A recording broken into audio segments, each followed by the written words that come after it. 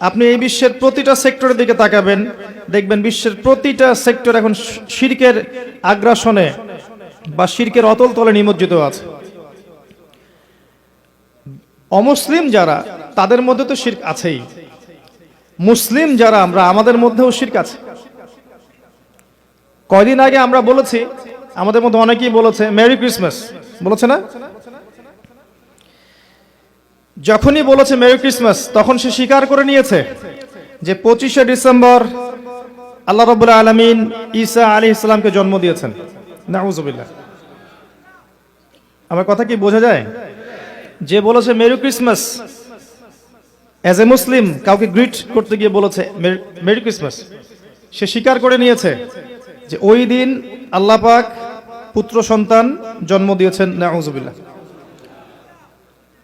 তো তারা শিরক করছে, তারা বলছে আল্লাহ তিনজন। নাউযুবিল্লাহ। আল্লাহ, জিবরিল, ঈসা ইবনে মারইয়াম, ট্রিনিটি।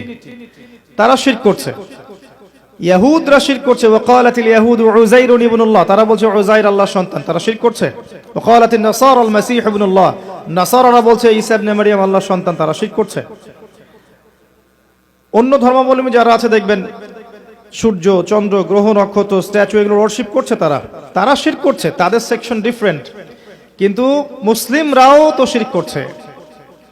মুসলিমদের মধ্যে কবর পূজা নাই, মাজার পূজা নাই। মুসলিমরা তাকদীর, ভাগ্যকে অস্বীকার করছে না অনেকেই। অনেক মুসলিম আল্লাহর হালালকে হারাম করছে না, আল্লাহর হারামকে হালাল করছে না। মুসলিমরা এই আকীদা রাখে নাকি যে আল্লাহ ছাড়া কেউ পরকালে আমাকে নাজাত দিতে পারবে? আল্লাহ ছাড়া কারো জন্য মানুষ কি দোয়া করছে না? আল্লাহ ছাড়া কারো জন্য কি মানুষ সেজদা করছে না? আল্লাহ ছাড়া অন্য কারো জন্য কি মুসলিমরা নজর মানত করছে না, কোরবানি করছে না, সন্তান চাচ্ছে না? এগুলো কি মুসলিমরা করছে না? তো মুসলিমদের ভিতরে শিরক নাই? আছে।